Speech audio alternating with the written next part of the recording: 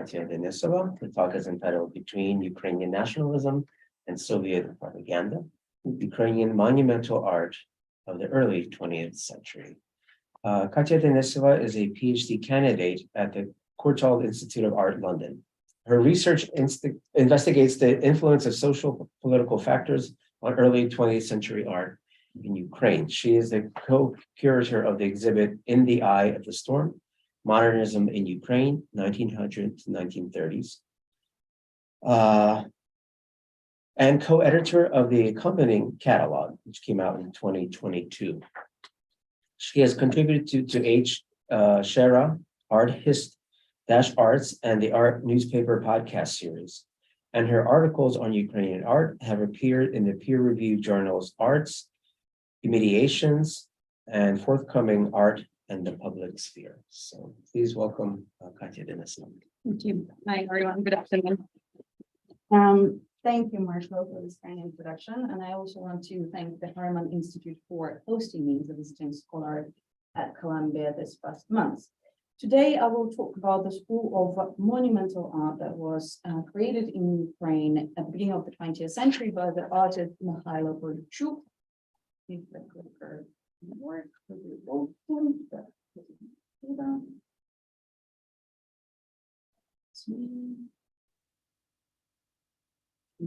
ask Eileen to help us because I think the screen is frozen. Okay. Bear with us while we sort out this technical glitch.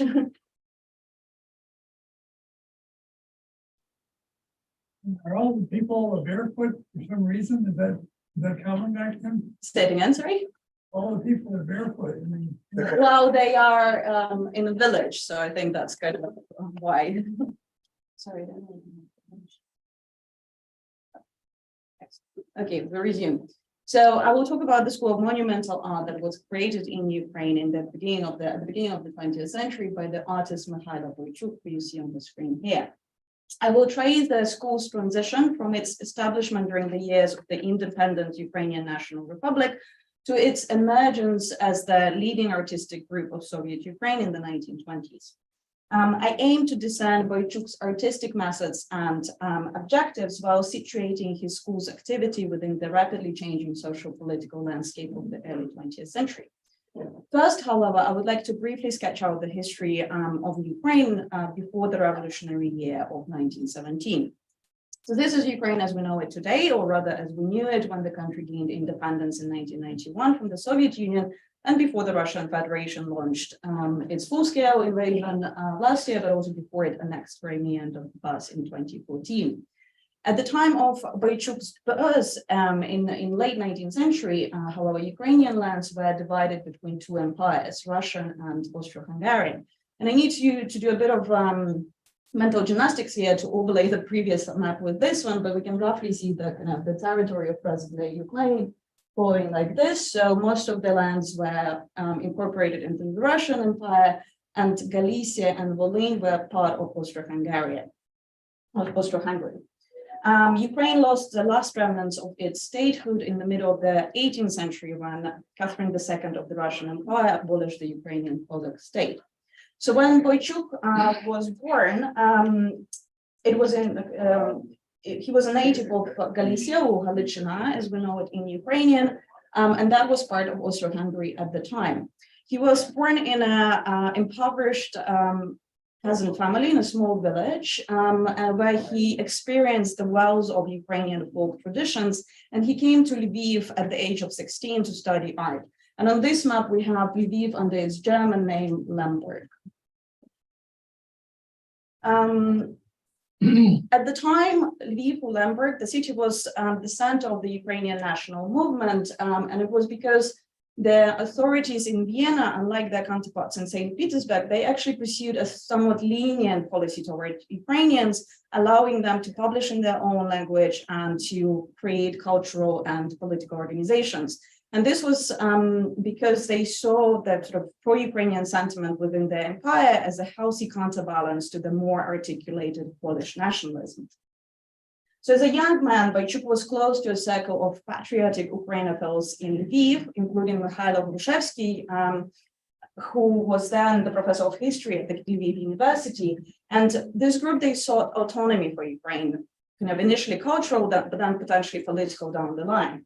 And this group provided financial support for Boichuk to pursue his studies, art studies in the academies in Vienna, Krakow, Munich, and Paris.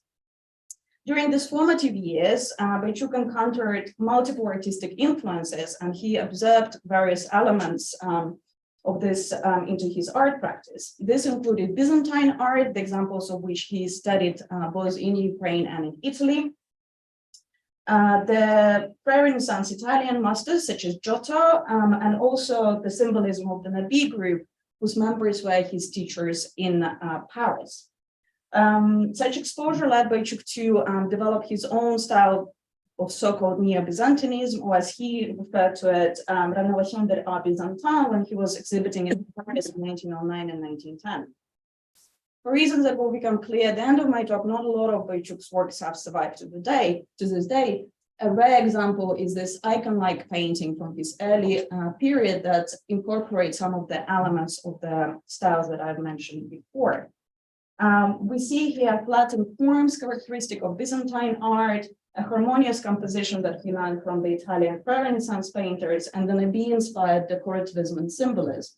Also interesting is this decoration of the frame with a knot-like pattern, which can be seen as a reference to the ornaments that were popular in Ukrainian lands during the medieval times. While studying in Paris, Boichuk was kind of exposed to the commercialization of art, which he opposed and tried to counteract.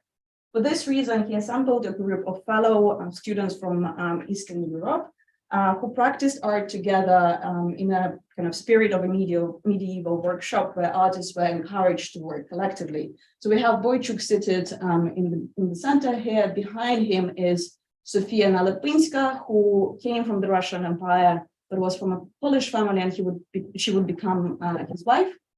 Also important is Mykhailo Kasparovich, who's standing in the top row because he was also from Ukraine, and he will continue working with Boichuk in Ukraine. So it was also during his time in Paris that Boichuk started to advocate for Ukrainian art as a national treasure and not a mere commodity. While opposing bourgeois materialism, Boichuk nonetheless remained devoted to tradition as manifested both in high art and folk forms.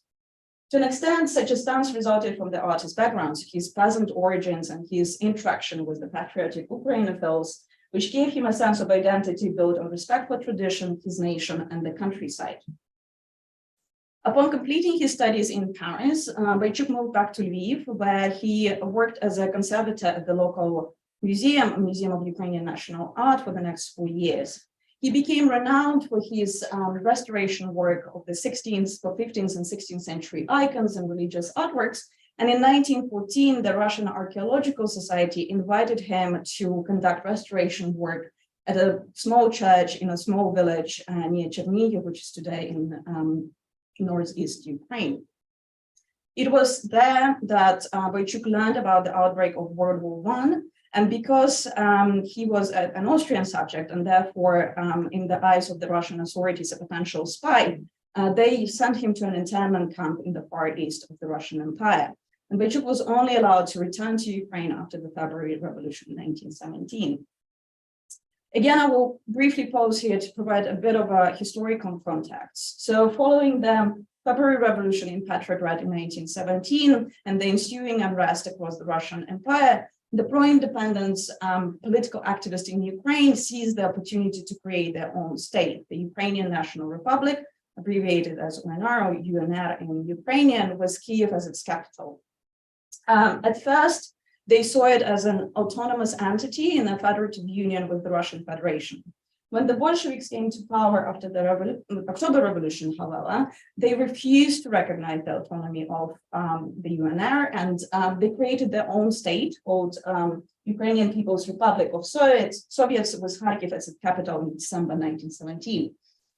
In order to protect the country, the state, the leaders of the Ukrainian National Republic had no choice but to declare a full independence, which launched the the start of the Ukrainian-Soviet War, which was part of Ukrainian War of Independence.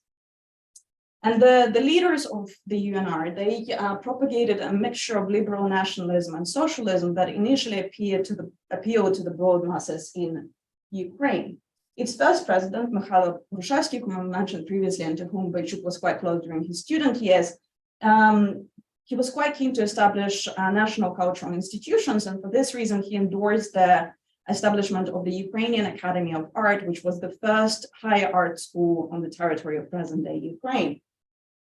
It opened in November 1917 and counted the 35-year-old Boichuk among its founders. And here we have an image from the opening. Boichuk is standing in the on the right, in the top corner on the right, sort of in profile, speaking to Vasily Khrushchevsky. Also on this photo, we can see Mykhailo Boichuk, recognized by his distinctive beard, seated in the middle. And so the teaching system at the academy was based on a studio system run by individual professors who were to set their own curriculums.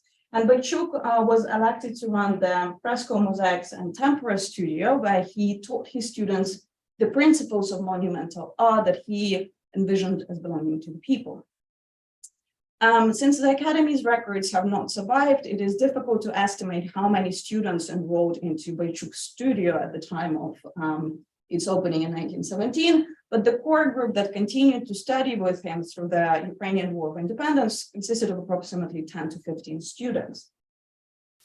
The central premise of Boichuk's teaching system was the analysis of great artworks from various styles and epochs, among others, the Byzantine mosaics of Ravenna and Kiev, the Bayeux tapestry, and Giotto's frescoes.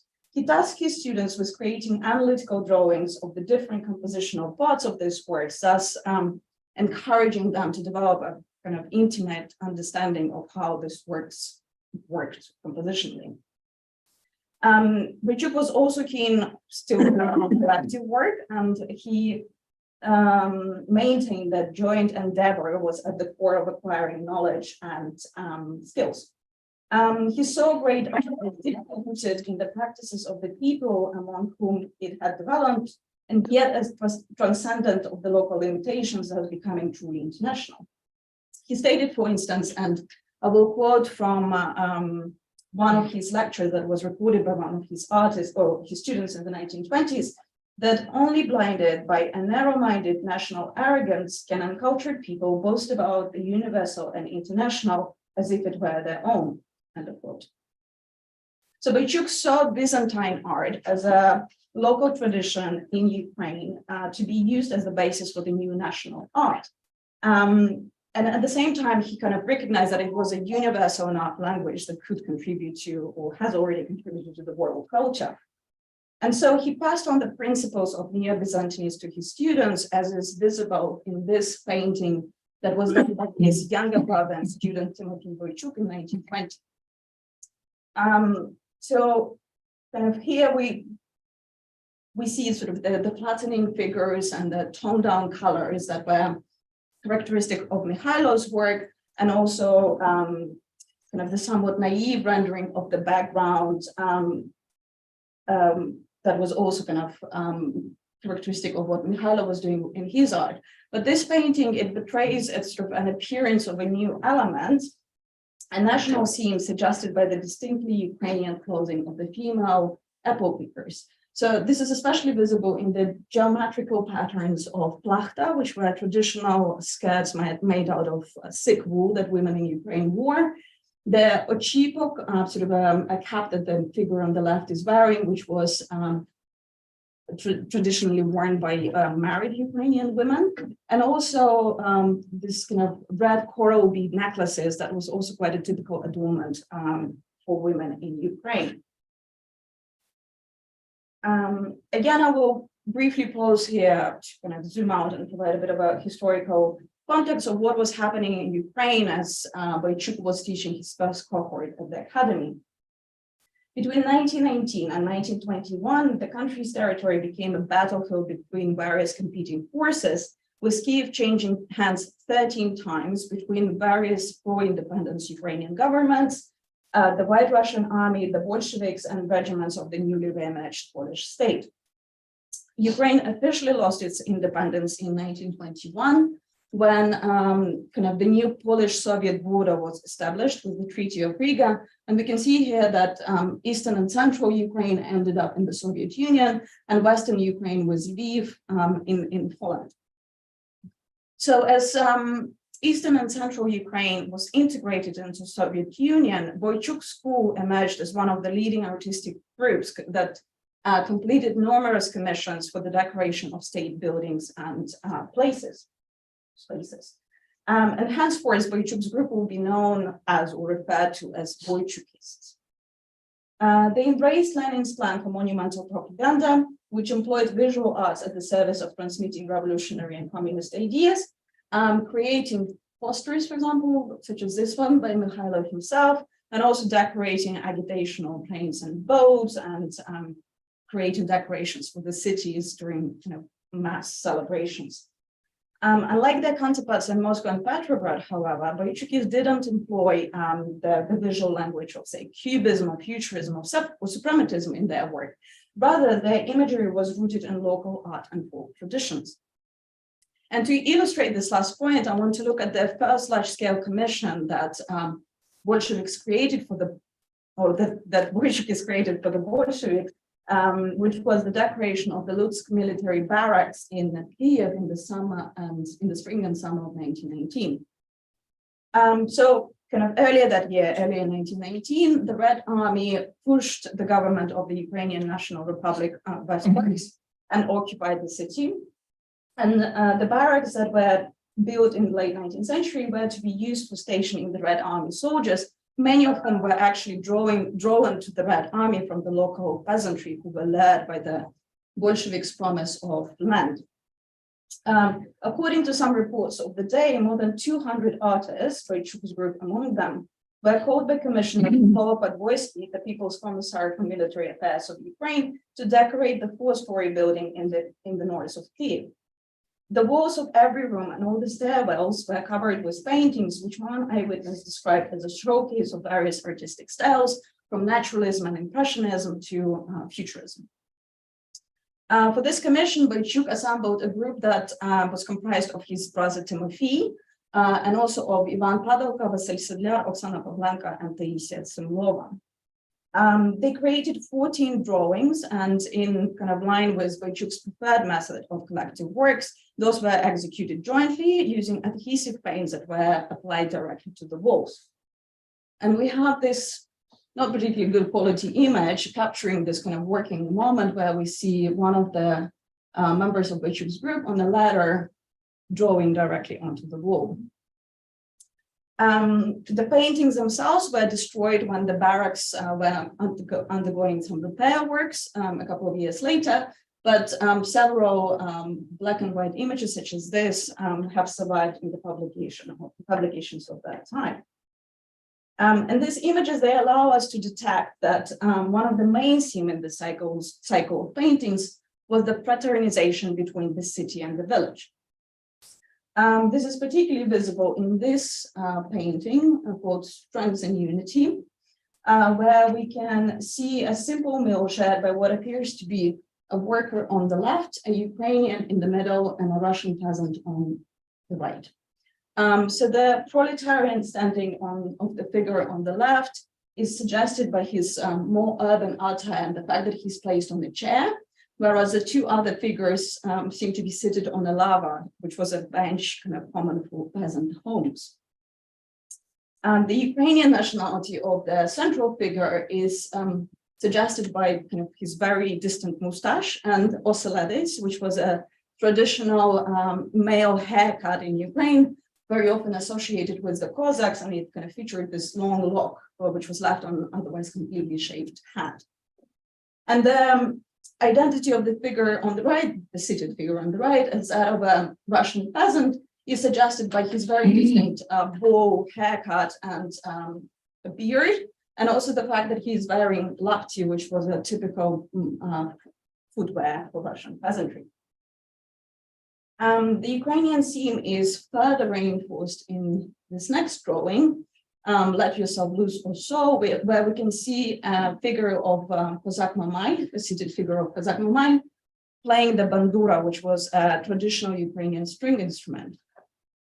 Mamai was one of the most popular characters in Ukrainian folklore, and he was regularly depicted in local art. And I will show you a couple of examples that have survived.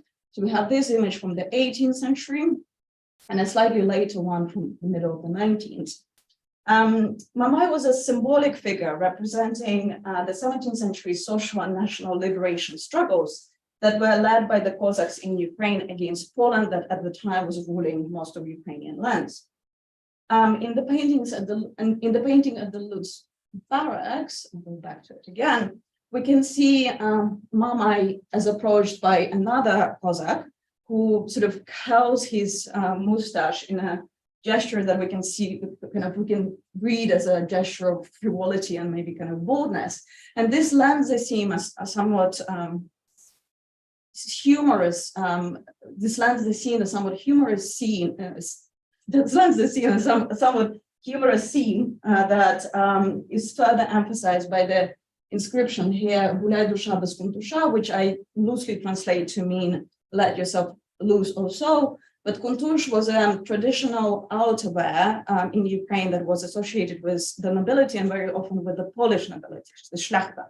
And so this saying suggests liberation from the upper classes while reinforcing the painting's overall reference to the Cossack times and their fight against Poland.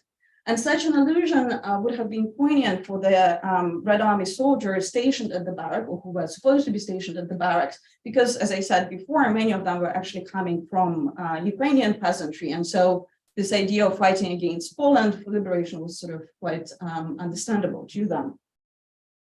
Both the previous drawing and this one, they were set in this sort of niche decorated with a floral garland, and this was an ornamental element that was quite typical for the churches as well, and kind of especially those decorated in the Byzantine tradition. And the religious connotation is further visible in this painting, which has a rather pompous title of "Workers and Peasants Unite in the Proletarian Revolution, Destroying the Hydra of Capitalism." And again, we have an image here that captures the working process, but the outline of the painting is sort of visible enough for us to understand what is happening there. And here the figure of the Red Army soldier on horseback, recognized by his budyonovka, which was a traditional hat worn by the communist Red Army during the Russian Civil War, piercing the Hydra. So this image was modeled on the iconography of St. George slaying the dragon. And again, this was quite a common theme in the Ukrainian icons, especially those from the times of the liberation struggles led by Cossacks. And again, I will show you a couple of examples of such icons. So we have this example from the late 17th century from Volhynia, another region of Ukraine, Western Ukraine. And this example, a slightly later one, sadly, the condition of it is not particularly good. So the dragon has disappeared, but it was there.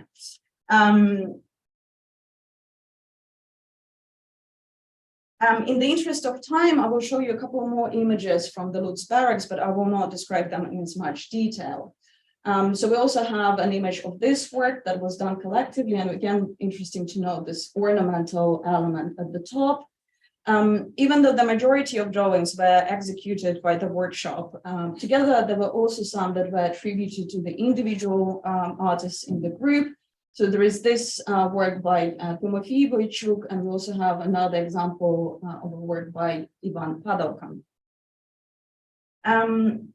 We can see that with this cycle of works, it marked a departure in the practice of Boichuk and his school, while still retaining such elements of the Byzantine tradition as simple composition, somewhat naive rendering of figures, and the use of ornament to create an overall stylistic coherence. The employed iconography was based on and emphasized local art and local folklore. This vernacular imagery would have been readily accessible to the soldiers stationed at the barracks, many of them coming from local villages. With this commission, Boichuk and his students were making their first steps in mastering revolutionary theme on a monumental scale, while developing a new visual language that would have been legible to the aesthetic consciousness of their audience, an audience that was predominantly Ukrainian and peasant. This kind of renewal of Byzantinism, it helped linking Ukrainian contemporary art and political conditions with its stately past of the medieval Kievan Rus. And such kind of continuity and was historical and aesthetic. It was important for the Ukrainian intellectuals in the decade that followed the 1917 revolutions, because it allowed them to suppress the country's colonial legacy with its centripetal orientation towards Russian culture. At the same time, Boichuk recognized the importance of social demand in art. And so by spotlighting peasant scenes, he strove to set the predominantly agrarian Ukrainian masses. 15 years later, so 15 years after this commission was completed, the drawings at the Lux Barracks with their appeal to such sort of general Ukrainian masses, peasant masses, would be used by the critics of Boichuk and his school as a prime example of their nationalism. Unlike many of his friends from the Ukrainophile circles, including Khrushchevsky, Boichuk did not emigrate from Soviet Union, and he chose to stay and work there. His subsequent work under the communist leadership necessitated reconciliation between his strong self-identification as a Ukrainian and the idea that in the socialist culture, that the socialist culture would eventually suppress any notions of natural culture. In Ukraine of the 1920s, however, this kind of version of national communism was possible and even encouraged. In April 1923, the Russian Communist Party of Bolsheviks adopted the policy of Korenizatsiya, indigenization in English, which in Soviet Ukraine came to be known as Ukrainizatsiya or Ukrainization. And this policy encouraged Ukrainian intellectuals to create a self-standing culture that was both Soviet and Ukrainian.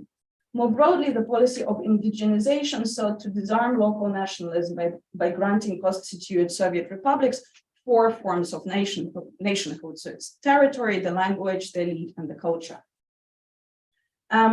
Even though Ukrainizatsiya and Ukrainizatsiya it was a temporary policy and it was completely reversed by Stalin in the 1930s, it nonetheless stimulated the overcoming of Ukrainian cultural provincialism that was inflicted by centuries of imperial rule.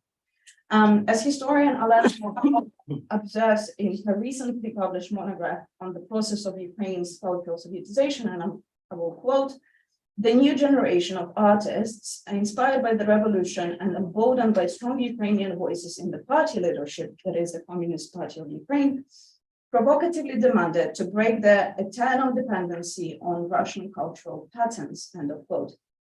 And therefore, they kind of tried to negate any notion of Ukrainian kind of colonial position within the USSR.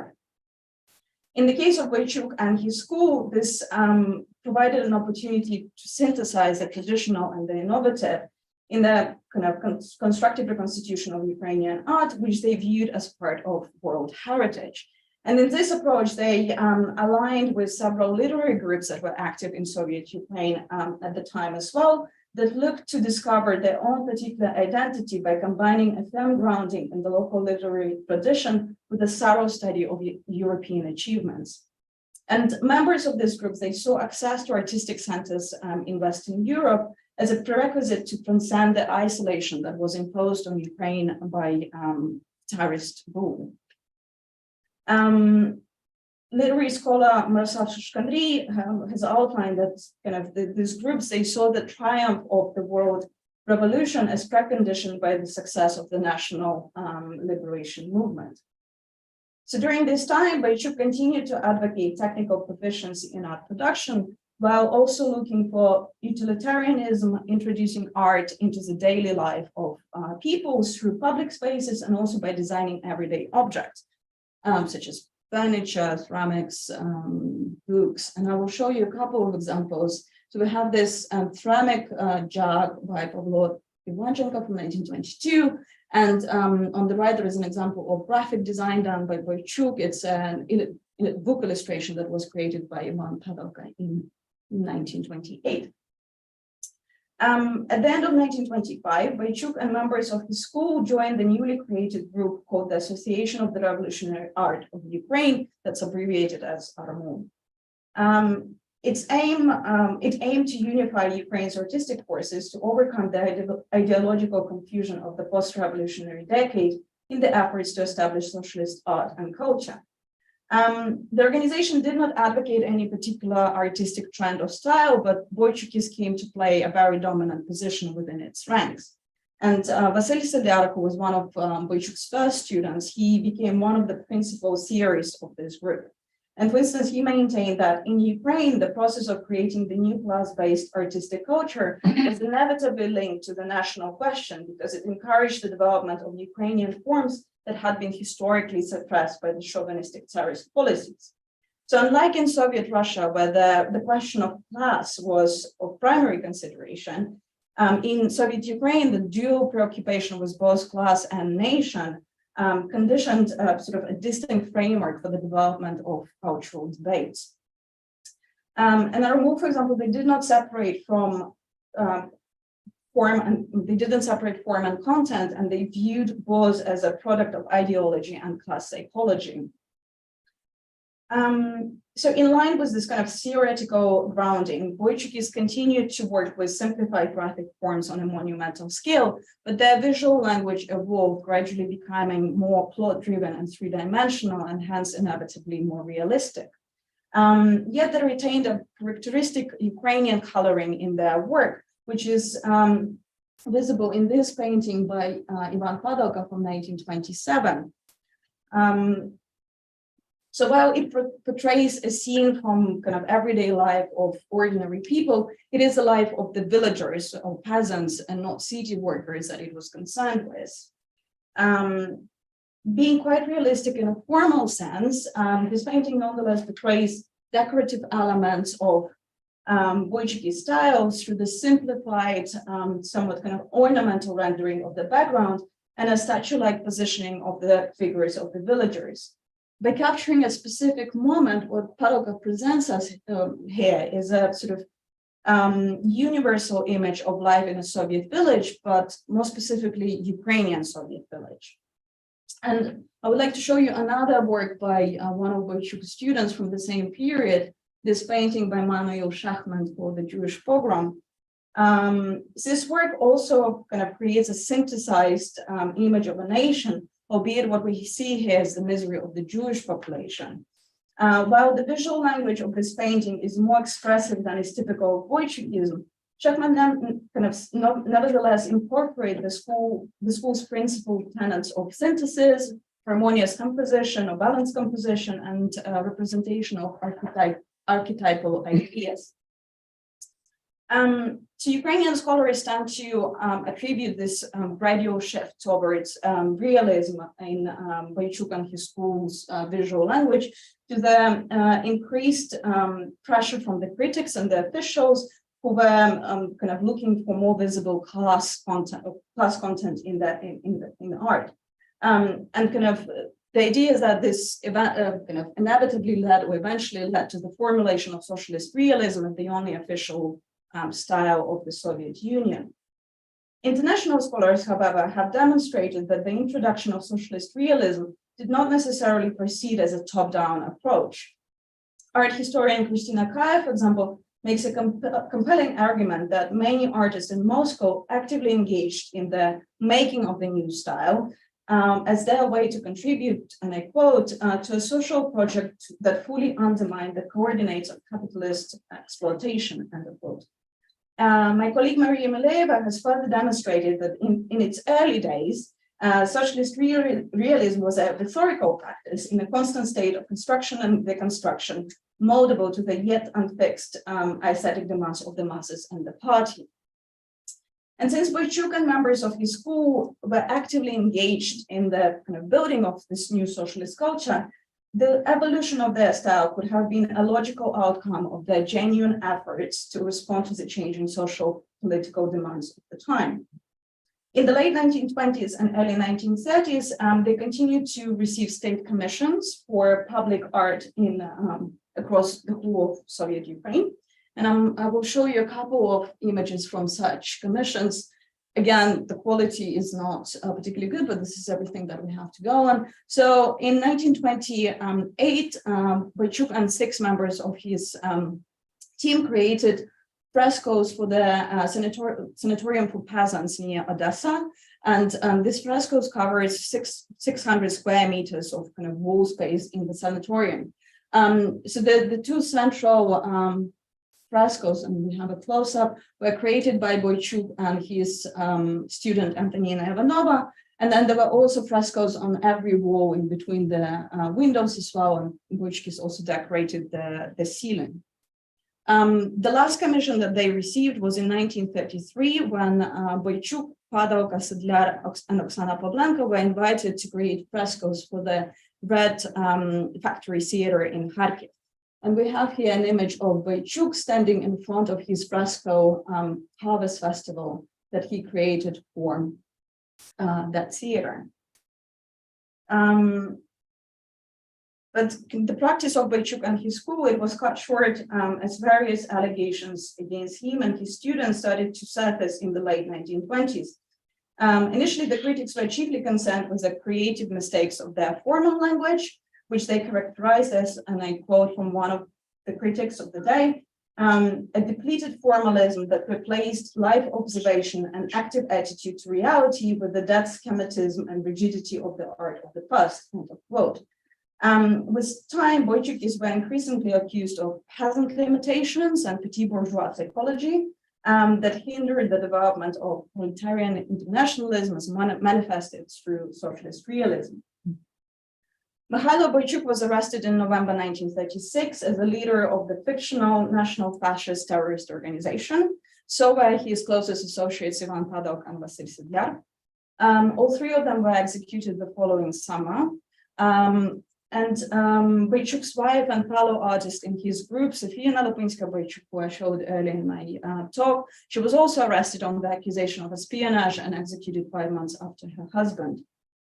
Subsequently, the majority of art produced by Boichukists, including all of their public murals, was systematically destroyed as a work of bourgeois nationalists. Given Boichuk's designation as the enemy of the state by the Soviet regime, it is unsurprising that the archival material pertaining to his life and work is very scarce. It is impossible, therefore, to fully understand his political views and affiliations and to fully reconstruct his life. It is probably correct to suggest, as has been done by one of the Ukrainian art historians, Olena Rybko, that Boichuk was taking with the leftist ideals of the October Revolution, so the triumph of the liberated labor, the enlightenment of the masses, and the collective construction of the future. It is also likely that Boichuk, with his opposition to the commercialization of art, was drawn to the Soviet model of organized artistic labor, and as Christina Kyer notes, it allowed artists to forego the market forces since they no longer had to rely on private commissions and patronage.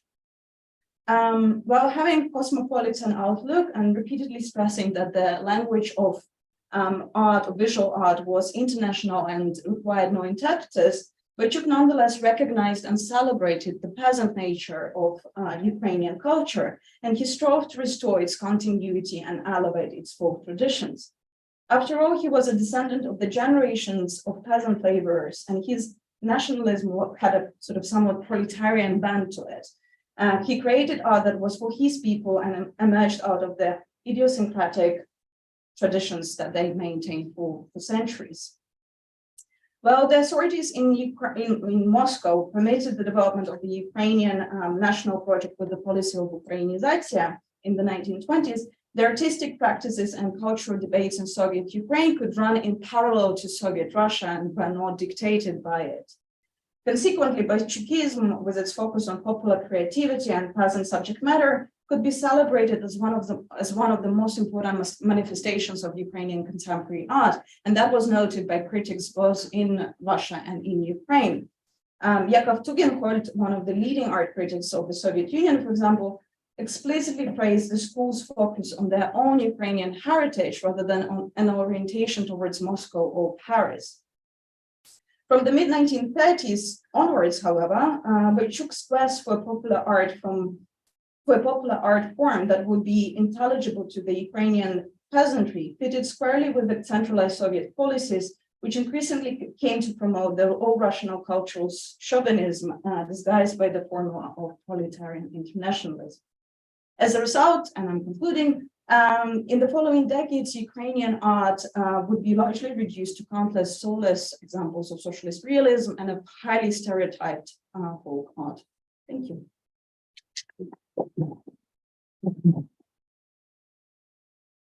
Very much. We'll be opening up the floor to questions also online. If anybody has a question, please raise your hand. Yes, please.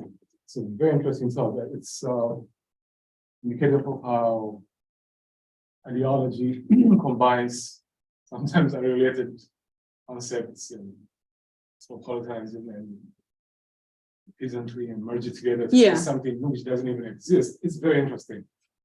Two questions. Number one,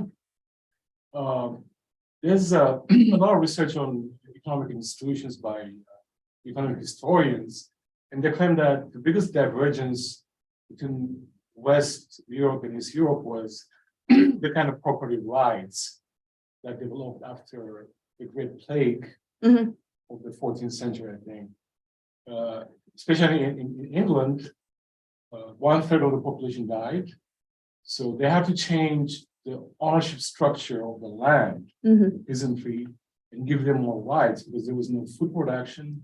They had to attract peasants to come and own some part of the land. And that had a multiplier effect in bringing up to the Industrial Revolution. Is Europe, that didn't happen. Peasantry were under like the landlords and didn't have any rights. So it's very interesting to see that idea too. The second is, I don't know whether you looked into it, but it's a very interesting concept because of the divergence of institutions and and the structure of land ownership. Yeah, that ownership is very interesting. Yeah.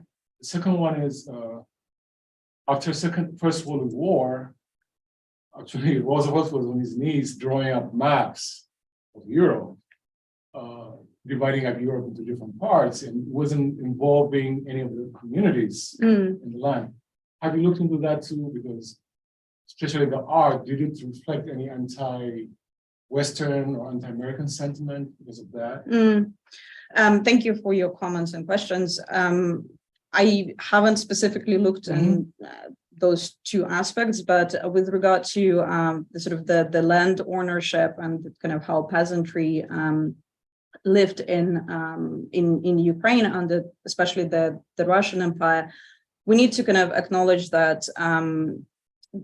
the historical trajectory of Ukrainian lands, it kind of differed from the rest of Russia or the Russian Empire because kind of Ukrainian lands were only properly absorbed into kind of Muscovy and then Russian Empire quite kind of later on. So Ukrainian peasantry, kind of while it was sort of ruled by the Polish landlords earlier on, it was not, they were not kind of, the subjugation was not as bad as it was in the Russian Empire. And so kind of that also kind of manifested, especially in the kind of emergence of the Cossacks, who kind of were very freedom loving and kind of tried to fight for their independence. So it kind of the psychology of the peasantry in Ukraine was slightly different to that in the Russian Empire, where they kind of endured a much longer subjugation. That is not answering your question, but I hope it kind of provides a bit of context. With regard to kind of the drawing of the maps and kind of how the territory of Ukraine was split after the First World War, kind of Ukrainians, they had agency initially when they established their own Ukrainian National Republic or Ukrainian People's Republic, and they were trying to incorporate all of the sort of historical and ethnical Ukrainian lands, so kind of Eastern Ukraine that was historically under the Russian Empire and Western Ukraine that was under Austro-Hungary. But once they lost the war and kind of they didn't have any political power anymore, and so kind of the division was just kind of done by the powers that won, and kind of so no one, kind of Ukrainians were definitely not consulted on kind of how the map was more relevant in Germany after the Treaty of Versailles. They took over the lands and possibly to the Second World War and everything, but I was wondering Yeah. how it impacted. Thank you very much. No worries, Appreciate thank it. you. Any other questions? Comments, observations? Uh, You mentioned that Boichuk comes from Galicia, Halachina, Western Ukraine. Does that kind of biographical fact and another major artist from this period that found success in Soviet Ukraine, as Kurbas, also from Halachina, did their connections, because they were born in the Austrian-Hungarian Empire, did they have a stronger connection to obviously Vienna, places like Berlin, Munich, even though they ended up moving to Kyiv and Kharkiv later and finding success there? How important was that in let's talk about Boichuk, in his development, that he had that connection? Yeah, it's a very good point, and kind of you're absolutely right. But it's relevant for both Kurbas and Boichuk because they kind of the choice that artists coming from Eastern Ukraine more often had is to go to the Russian Empire, to go to the academies in Moscow and St. Petersburg. And that inevitably led to kind of a degree of Russification and them kind of losing their strong association with Ukraine because they were so embedded in the kind of imperial context. Whereas for kind of artists such as Boichuk and Kurbas, because they were not exposed to that and they kind of went to the West, they were kind of, it helped them to preserve their kind of very strong Ukrainian identity and sort of link to the traditions and the culture, but also kind of they saw the art practices in Western Europe, which kind of obviously, even though there was a lot of kind of movement and interaction between East and West, they were still kind of different, and there was more kind of freedom in the West, and I think that all informed their kind of later work in Soviet Ukraine. On the flip side of that, you mentioned Boichuk and the connections and kind of support he had from Brzezinski, inevitably probably Sheptytsky as well. Sheptytsky as well, yes, I didn't mention that. That's And right. then when he was accused of being fascist and on these fictitious attempts were made to discredit him, did that come, was that used against him? Absolutely. So what I didn't mention in my talk is that one of his patrons was Andrei Sheptytsky, who was the metropolitan of the Ukrainian Catholic Church in Western Ukraine. And he actually, Sheptytsky that is, kind of gave quite a lot of money or provided financial support for Boichuk to especially study in Munich and Paris in his later years. And we have some of letters between Sheptytsky and Boichuk have survived, and there was a very strong bond between the two men. And I think Boichuk saw Sheptytsky as his kind of not just patron, but also sort of religious kind of or spiritual guide in a sense. And so kind of that came back to bite him basically in the Soviet time, because one of the things that Boichuk school was accused of is that they're trying to bring back the kind of religious art and religion, which was kind of obviously forbidden in the Soviet Union, et cetera, et cetera. So yeah, absolutely, you're spot on there that played a role. We have a question from our online audience. Yuri Yanchishin is asking, since Boichuk took his inspiration from the art of the peasantry, what relationship did he have with other educated Ukrainians, such as Stepan Taranushenko and Pavel Zlotovsky, who were in the process of documenting it? I am not aware, I haven't come across any links with those two specific personalities, but if you know them down, I will take a note from you later on and make sure to research this question. So I unfortunately cannot answer that specific question because I just haven't come across any link between these personalities. You showed us the one work that Boichuk did on the Shevchenko theater, right? Yeah. 1920, I think it was. Yeah. And that's become quite popular in the last year in Ukraine, right? Absolutely. How do you explain this Boichuk's renewed popularity? Well, I I think kind of he's one of the sort of prime examples of where an artist was trying to create new visual language for the country that was deeply rooted in the tradition and the existing cultural tropes. And so he was doing it at the time when Ukraine was under attack, and Ukraine is under attack again now, and Ukrainian culture, according to Mr. Putin, doesn't exist. So the fact that we have artists such as Boichuk is kind of one of the prime examples that actually, no, it does exist, and we have our own culture to be proud of and kind of build on. So yeah, I'm not surprised that it has become extremely popular, and it's such a great image, and also the line from Shevchenko's poem is so relevant to Ukrainians Kind of today. looks like Putin too. No, it's not like Shevchenko. So, I can ask another question. Sure.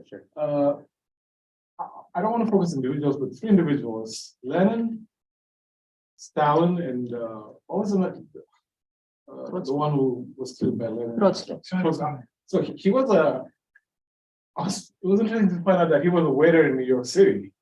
He came into New York City and he was a waiter, like arguing about tips and everything. Like, so what was their reaction to this kind of art? Because Trotsky was, he was a cosmopolitan living in New York, and he knows about art. But what about the two? Like, I'm sure it was Stalin who had him killed. Exactly. Yeah. So what was their reaction when they saw this kind of art? Well, we don't have a record of the exact reaction to this art and to the art of Boichuk, but the fact that kind of Stalin's regime, Stalin himself and his regime did not tolerate Boichuk, even though they were actually doing a lot for Soviet propaganda in a way, just kind of suggests that they didn't like this art, and kind of it's possible to speculate that it was particularly because of all these peasant themes and references to Ukrainian folk traditions and kind of previous cultures that existed in Ukraine that differentiated it from Russia.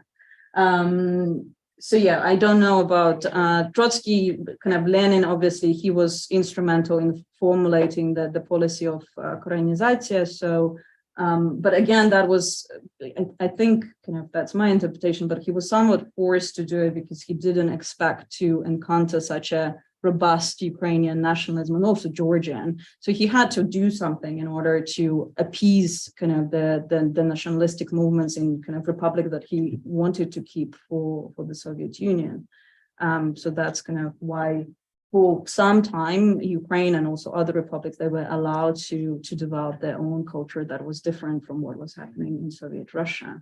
Yeah, and as chaotic as that period was before Bolshevik control took over, and you mentioned how many different times Kiev was taken, but one of the few successes of the national movement there is that they were able to set up institutes that the Soviets, when they took over, had to kind of bow to and continue having, like the Ukrainian school, Ukrainian library. Yeah, and it's actually interesting that the Ukrainian Academy of Art that was set up by the independent Ukrainian National Republic, sort of the law on that academy that was passed by Central Rada, which was the government of the Ukrainian National Republic, it was then confirmed by the Soviets because they kind of they didn't want to start from scratch, and here was a functioning institution. They changed it, so they reorganized it in the 1920s, but initially they kind of, as Marko is saying, they had to stick to the organizations and institutions that were set up by independent Ukrainian government. Is your question? Yeah. Early in the talk, there was an interesting line, I think from Boichuk, where he said that nationalism blinded people and took them to take internationalism as their own. I wonder, would you be able to read that again and say a bit more about it, where it's from and what it says about it? Yes. So the line is that only blinded by a narrow-minded national arrogance can uncultured people boast about what is universal and international as if it were their own.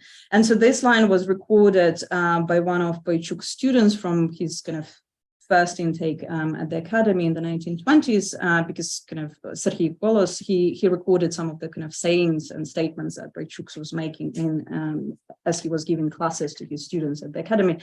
And I think kind of what this meant for Boichuk is that while kind of all the examples of great art that we have from various places and various times, well, they were rooted in some kind of local traditions that existed and were obviously developed by kind of people on the ground, be it kind of Italians or whomever.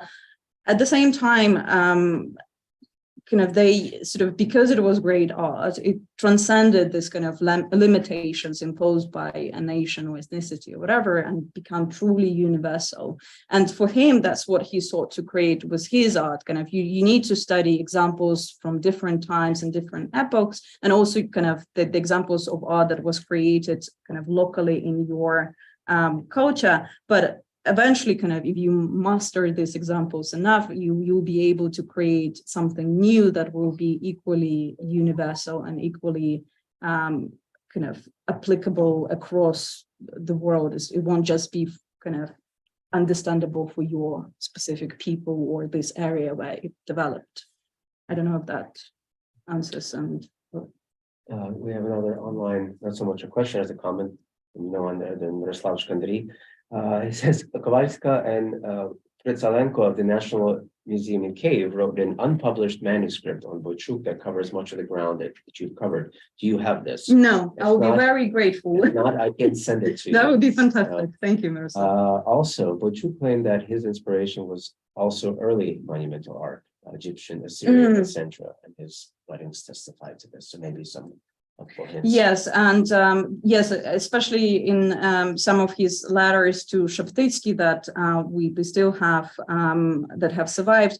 When he went to Paris, one of his kind of favorite institutions there was the Louvre, because he could study the examples of Assyrian and Egyptian art there, and it was kind of then that he was kind of started to think about this kind of more universal, somewhat naive kind of elements that were created kind of generations ago, but could still be applied in the art practices today.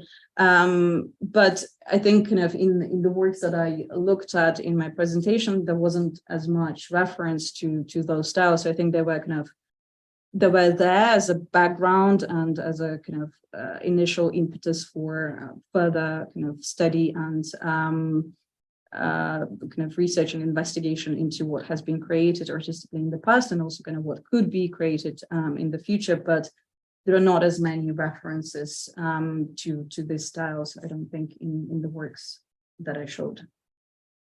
So congratulate you on a formative talk and asks, send him an email. Excellent, I will, thank you. Another question, it's kind of tangential, and it may not be beyond, it may be beyond your expertise here, but I know in the early 90s and in early post-Soviet Ukraine, independent Ukraine, there was a revival of malevanie na shkli, painting, you know, these kind of primitive icon drawing.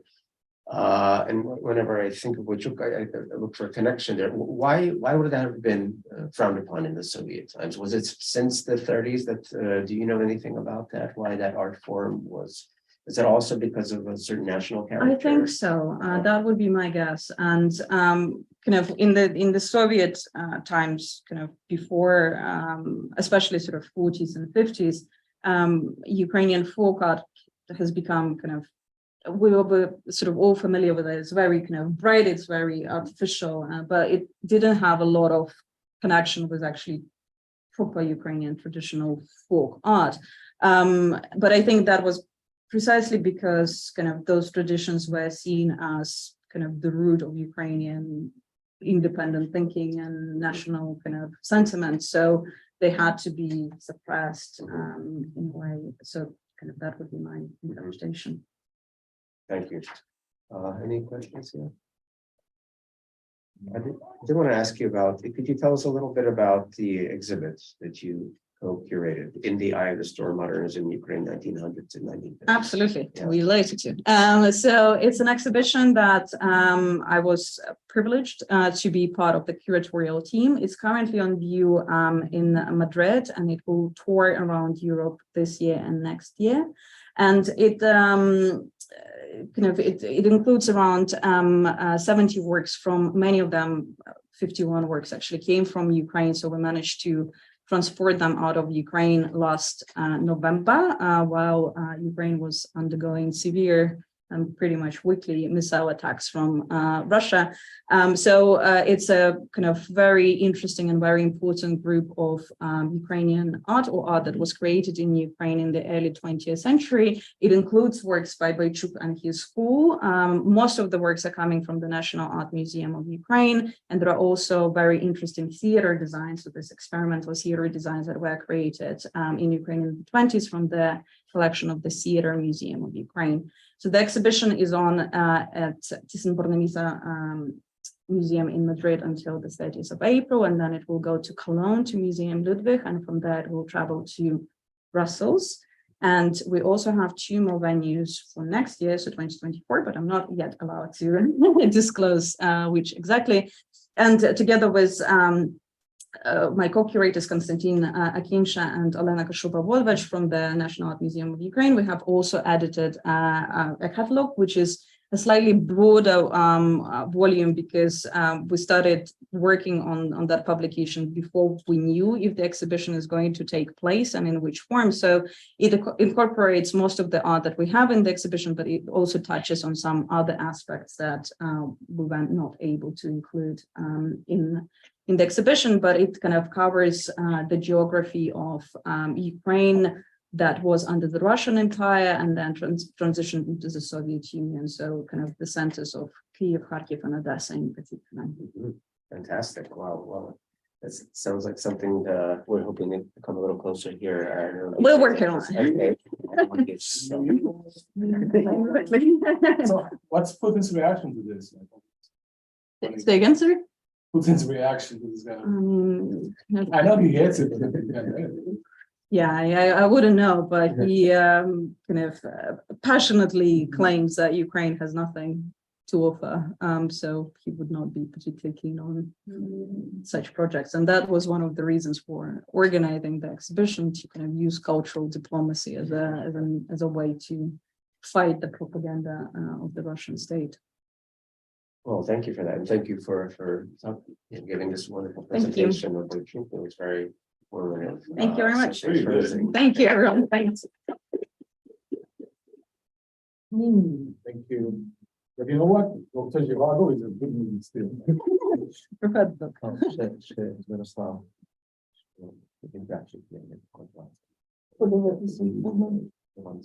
Супер. У нас немає його імейлу. Я маю. А ви маєте? Пишіть мені на гадайте. Добре, я вам надішлю імейл.